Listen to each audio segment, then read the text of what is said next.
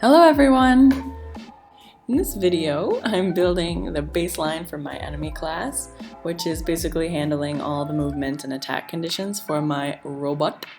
And I also made a little something for you, and I'll give it to you a bit later in the video, so stay tuned.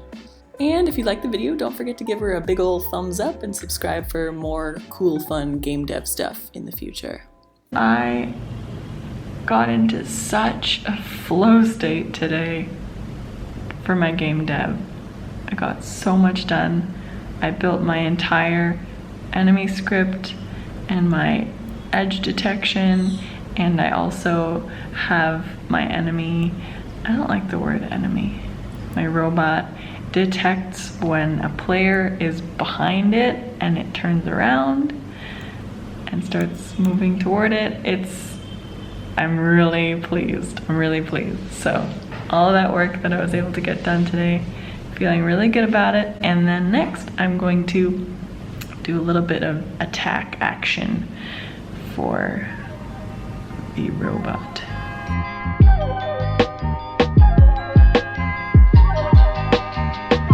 Start taking note.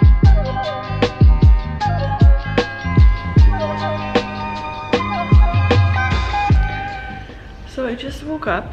It's like 7:15 and I'm sitting here on my couch in my pajamas with my coffee, and I'm thinking about game dev and stuff. And I'm in a bit of a rut right now. I find I'm like either too busy to work on my game, or I tell myself I'm too busy to work on my game, but then when I do have time to work on it, I'm like, but I should relax, or I should do this, or it's just not coming up for me. And I thought I would share because I'm sure everyone goes through the same thing.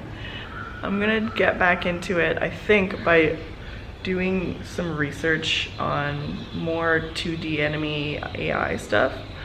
In terms of my code, I feel like I'm pretty solid with my enemy. The only thing I need to do is an attack. But right now I have him moving, noticing the edges of the platform and stopping and turning, coming the other way. And then when the player gets in a certain distance, then the enemy will either stop if the player is in front of it, or turn around if the player is behind it. I think I need to make that distance sphere a bit bigger.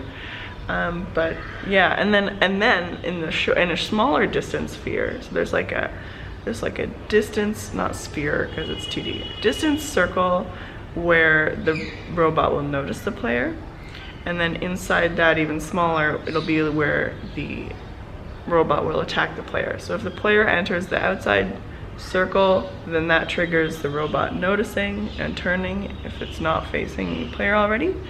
And then the closer sphere, if it enters that circle. Julia, it's a circle, okay. If the player enters that circle, then the robot will either attack or turn and attack. So actually it will have turned already if it came through the outer sphere, so it'll just attack. Circle! Stop saying sphere, Julia. I haven't had this yet. Oh god, I want to drink it, but it's too hot. It's too hot. Okay, well, so there's my shtick. I don't know. Let's get through this together. Let me know if you're feeling the same kind of meh-ness about game dev lately, or just whatever side project you're working on. I'm gonna drink my coffee and hang out with the birds, and maybe smack myself into some game dev. Thanks for listening.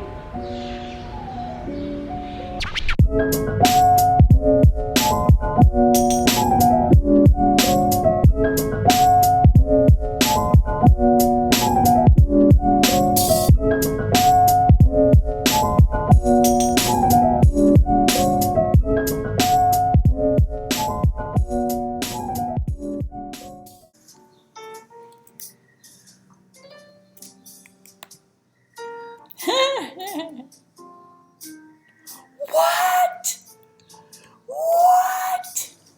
That was so cool. That was so cool. Did you see that? Did anyone else just see that? Holy guacamole.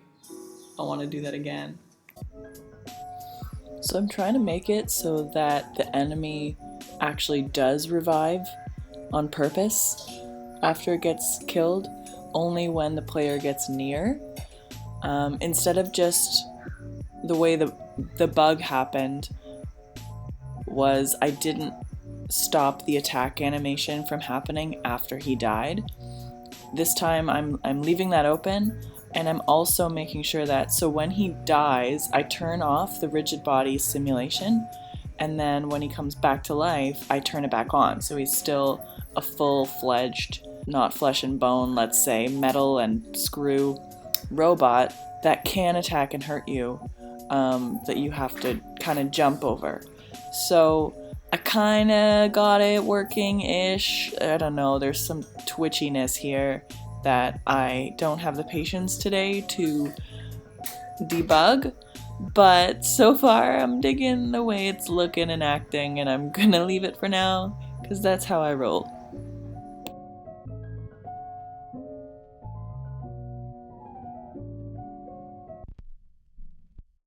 I made a little fun little guide, not guide, I don't know, tips and tricks list of some sort for making a 2D enemy. Actually, any enemy, an anemone. So I did it in my little notebook. Okay, I just moved to some better light so you can see it. But look, I got senses as a guide. And then I did a little mind map on fighting, attacking, and defending. And then I did how enemies interact with other things. So environment and the enemy player, and then other things like items and other enemies and stuff. So it was super fun, and I have taken photos of it and I'm gonna put it on my website.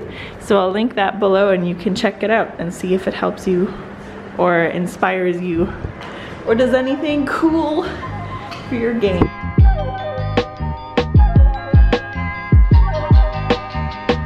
Start taking notes.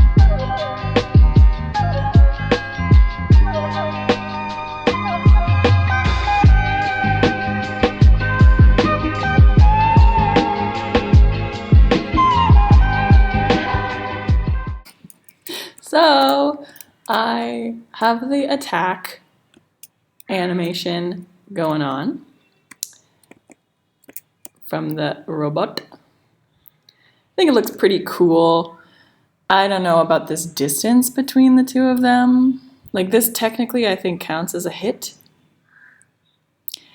It's tough. It's tough figuring out like where I should put the colliders on them, and like, is that, see, like that's actually getting logged as a hit.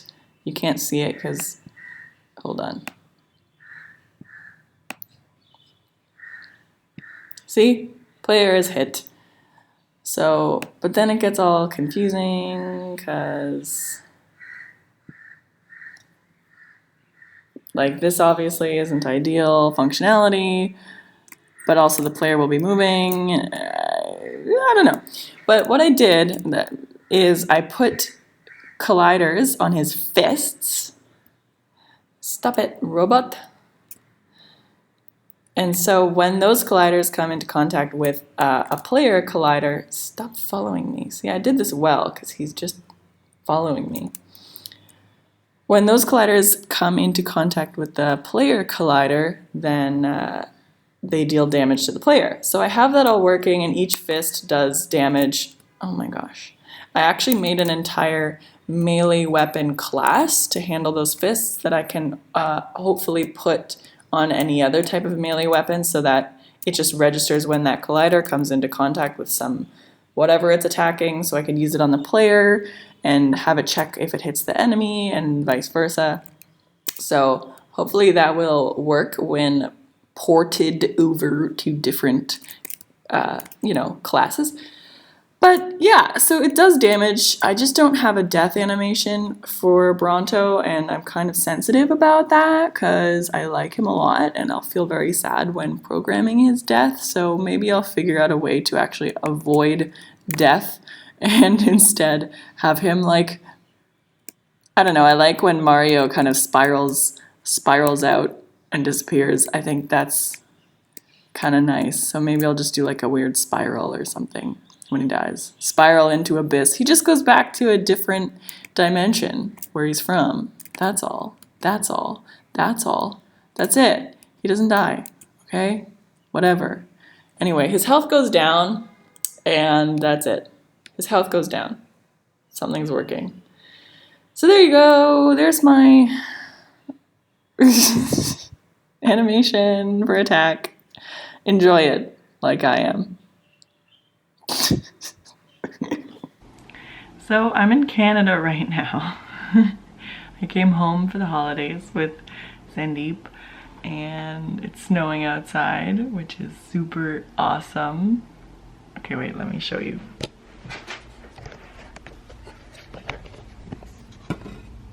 Wow.